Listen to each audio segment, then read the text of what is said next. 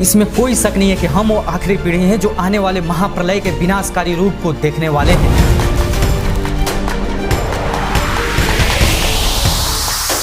Imagine करो कि आप एक ऐसे कमरे में बैठे हो जिस कमरे का तापमान हर मिनट में कुछ ना कुछ बढ़ जा रहा है। एक पॉइंट ऑफ टाइम पर आप उस कमरे से परेशान होकर के बाहर निकल जाओगे। पर क्या हो अगर आपके कमरे का दरवाजा बंद हो जाए और आपको उस कमरे से बाहर आने का कोई रास्ता बचे ही ना, और इधर से आपके कमरे का तापमान हर मिनट में कुछ ना कुछ बढ़ते जा रहा है। यू इमेजिन डैट कि अब आपके साथ उस कमरे में क्या क्या होने वाला है। आज के संदर्भ में हमारी पृथ्वी उसी बंद कमरे का काम कर रही है और साल दर साल बढ़ता हुआ तापमान क्लाइमेट चेंज का। दूसरी बात, आपको कहीं पर घूमने जाना है और आपको घूमने के लिए एक गाड़ी की जरूरत पड़ रही है। आपको गाड़ी मिल जाती है और आप घूमने के लिए निकल पड़ते हो, लेकिन अचानक से आपकी गाड़ी मैनुअल से ऑटोमेटिक हो जाती है। मतलब अब आप उस गाड़ी को अपने हिसाब से कंट्रोल कर ही नहीं सकते हैं। और ये तब हुआ है जब ठीक आपके सामने एक खाई है। इस पॉइंट ऑफ टाइम पर सोचो आपके साथ क्या क्या होगा। उसी तरह से हमारा क्लाइमेट चेंज भी पूरी तरह से ऑटोमेटिक हो जाएगा। उसे हम कितना भी प्रयास कर लें नहीं रोक सकते और नहीं रोक सकते। This is the example of feedback cycle, जो कि हमारे पृथ्वी के कई क्षेत्रों पर एक्टिव हो गए हैं और जो एक्टिव नहीं हुए हैं वो आने वाले कुछ सालों में ही एक्टिव हो जाएंगे। आइए जानते हैं आज की इस वीडियो में विस्तार से कि बढ़ता हुआ तापमान हमारे पृथ्वी के लिए कैसे खतरनाक है और उसमें फीडबैक साइकिल की क्या भूमिका रहेगी। Climate change is a real and serious issue, but isn't the climate always changing? What exactly is climate change? Overpopulation are driving up the Earth's temperature and fundamentally changing the world around us.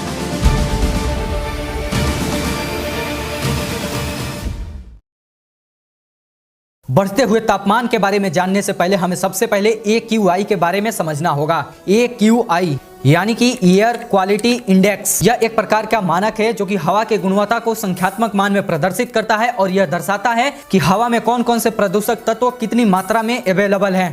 AQI के प्रदूषक तत्वों में carbon dioxide, methane, sulphur dioxide, nitrogen dioxide, ozone के साथ साथ हवा के छोटे छोटे कण पाए जाते हैं जो कि हवा के माध्यम से हमारे फेफड़ों तक पहुंचते हैं और कई तरह के स्वास्थ्य संबंधी समस्याएं उत्पन्न करते हैं। AQI का संख्यात्मक मान जितना ही अधिक होगा उस क्षेत्र की हवा उतनी ही प्रदूषित मानी जाती है। आप स्क्रीन पर देख सकते हो AQI के कुछ टाइप्स आपके सामने प्रस्तुत किए जा रहे हैं।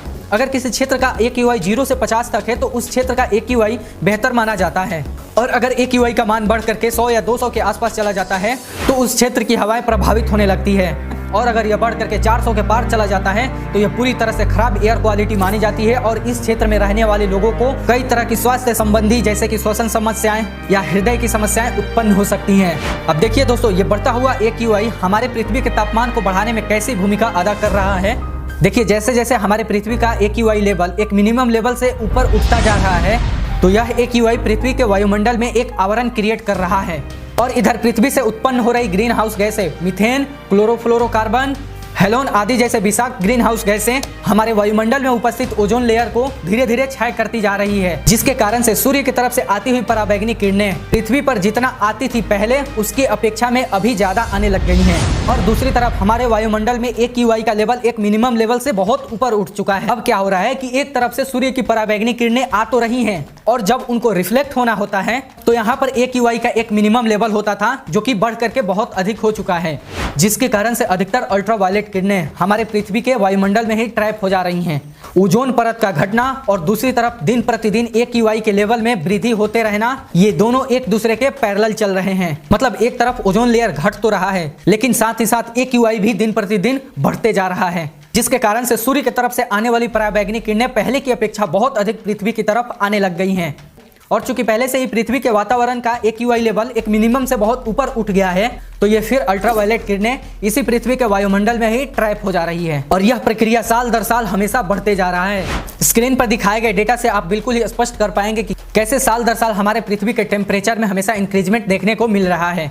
अब आपको समझ में आएगा कि कैसे हमारी पृथ्वी उस बंद कमरे का काम कर रही है जिसका टेम्परेचर हर मिनट में कुछ ना कुछ बढ़ते जा रहा है। और एक टाइम ऐसा आएगा जब अगर यह समस्या केवल बढ़ते हुए तापमान का होता तो बात अलग थी, लेकिन बढ़ता हुआ तापमान तो अलग बात है।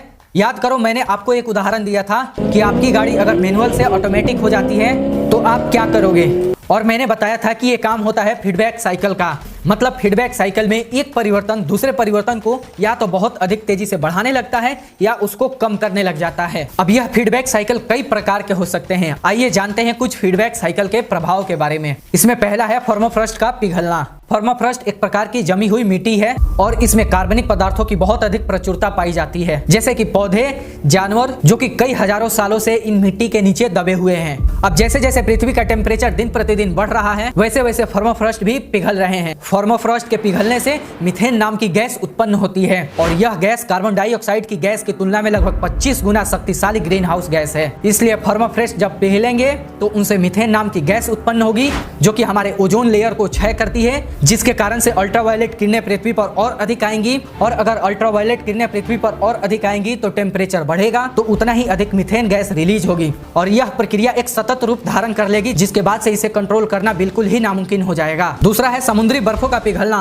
और अल्बेडो का प्रभाव। जैसे जैसे पृथ्वी का तापमान बढ़ रहा है, वैसे वैसे आर्कटिक और अंटार्कटिक में उपस्थित समुद्री बर्फ भी पिघल रहे हैं। उन बर्फों के पिघलने से सतह पर एक गहरे रंग का पानी आ जाता है और वो गहरे रंग का पानी सूर्य के प्रकाश से सामान्य से और अधिक ऊर्जा ग्रहण करता है, जिससे यह तापमान को और अधिक बढ़ा रहा है। और टेम्परेचर के बढ़ने से बर्फ पिघल रही है तो उससे गहरे रंग का पानी आ रहा है, तो फिर ये गहरे रंग का पानी टेम्परेचर को और अधिक अवशोषित कर रहा है और यह प्रक्रिया फिर एक सतत रूप धारण धीरे धीरे करते जा रही है। तीसरा फीडबैक साइकिल है वनों का मरना। एक तरफ तो टेम्परेचर दिन प्रतिदिन बढ़ रहा है, टेम्परेचर के बढ़ने से वन भी बहुत अधिक मर रहे हैं और अगर ये पेड़ मर रहे हैं तो ये मरने के बाद और अधिक वातावरण में CO2 रिलीज कर रहे हैं। एक तरफ ये पेड़ जिस समय जिंदा थे उस समय ये कार्बन डाइऑक्साइड को अवशोषित करके उसे ऑक्सीजन में परिवर्तित कर देते थे, लेकिन यहाँ पर वन भी मर जा रहे हैं और मरने के बाद ये और अधिक CO2 को रिलीज करने लग जाते हैं और अगर ये CO2 को रिलीज करेंगे तो फिर इधर से CO2 टेम्परेचर को और अधिक बढ़ा रहा है और फिर ये एक सतत प्रक्रिया का रूप धारण कर लेता है। चौथा फीडबैक साइकिल है महासागर का अम्लीयकरण।